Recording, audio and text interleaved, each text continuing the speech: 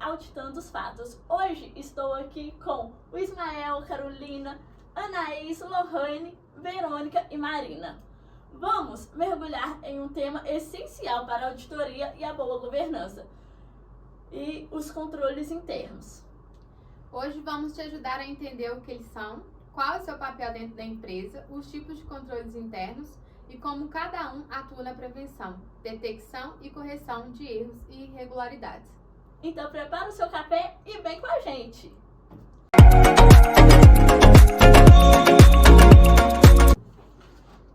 Agora vou direcionar a pergunta a Lohane. Lohane, você poderia explicar pra gente o que são controles internos? Claro, vamos lá. Controles internos são processos, políticas e procedimentos criados dentro de uma organização para garantir que tudo funcione de forma eficiente, segura e transparente.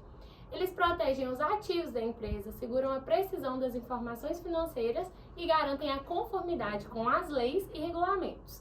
Além disso, os controles internos servem como um escudo contra fraudes, erros e falhas operacionais, ajudando a manter a integridade e a credibilidade da organização.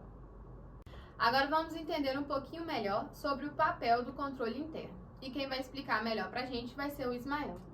Sim, o papel dos controles internos é complexo, abrangendo várias áreas essenciais: proteção de ativos, protegendo os bens da empresa contra perda, roubo ou mau uso, confiabilidade das informações financeiras, garantir que os relatórios e demonstrações contábeis sejam exatos e completos, eficiência operacional, melhorar processos e otimizar recursos, conformidade, assegurar o cumprimento das leis e regulamentos, prevenção e detenção de fraudes, identificar e corrigir irregularidades antes que causem grandes danos.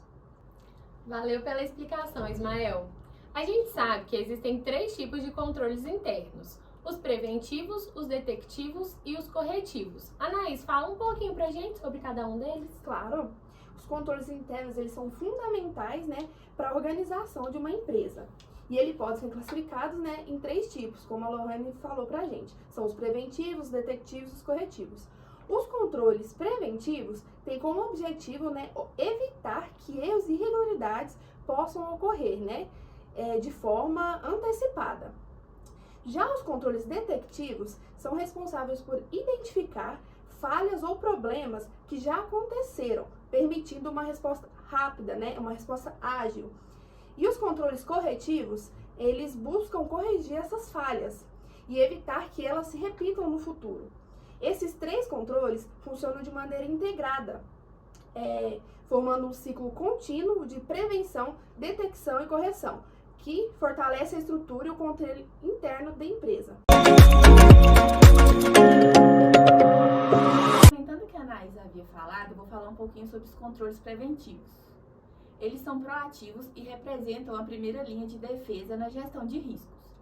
Eles buscam manter a integridade das operações e dos relatórios financeiros antes que os erros ocorram.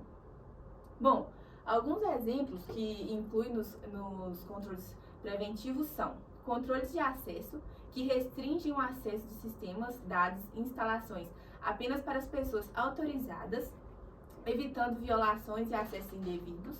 Temos também as autoridades de aprovação, que exigem a aprovação gerencial para transações acima de certos limites ou de certos valores, que garantem a supervisão e evitam possíveis fraudes. Temos também a segregação de funções, que separa as responsabilidades entre os funcionários e reduz a possibilidade de erro ou de fraude nas operações. Temos os programas de treinamento e conscientização, que educam os colaboradores sobre políticas e boas práticas e diminui falhas e desconhecimento. E temos, por último, as medidas de segurança física, como fechaduras, câmeras de segurança, sistema de vigilância, que protegem os bens físicos da empresa. Esses controles são fundamentais, pois evitam os riscos antes mesmo que eles surjam. Então, trazendo uma complementação do que a Anaís trouxe e do que a Verônica trouxe, eu vim falar sobre os controles detectivos, o olhar atento para o fato. Que isso nos permite ver que eles identificam erros e irregularidades ou fraudes depois que já aconteceram, permitindo ações corretivas e rápidas. Alguns exemplos práticos que incluem são conciliações, comparações regulares entre registros contábeis e fontes externas, como extratos bancários, para encontrar discrepâncias. Auditoria interna, revisões periódicas das operações e controles para identificar fragilidades e não conformidades. Outro exemplo prático são relatórios de exceção, que destacam transações fora dos padrões operados, sinalizando possíveis fraudes ou erros. Contagem de estoque, verificações físicas para detectar perdas e desvios ou erros dos registros. Indicadores de desempenho, monitoramento de métricas-chave que revelam ineficiência ou problemas operacionais. Esses controles nos ajudam a manter a transparência e a responder rapidamente qualquer irregularidade da empresa. Agora eu vou explicar um pouquinho para vocês sobre os controles corretivos, aprendendo com os erros. Vamos com a gente? Os controles corretivos são ações tomadas para corrigir falhas identificadas pelos controles detectivos que a Marina apresentou para a gente aqui agora.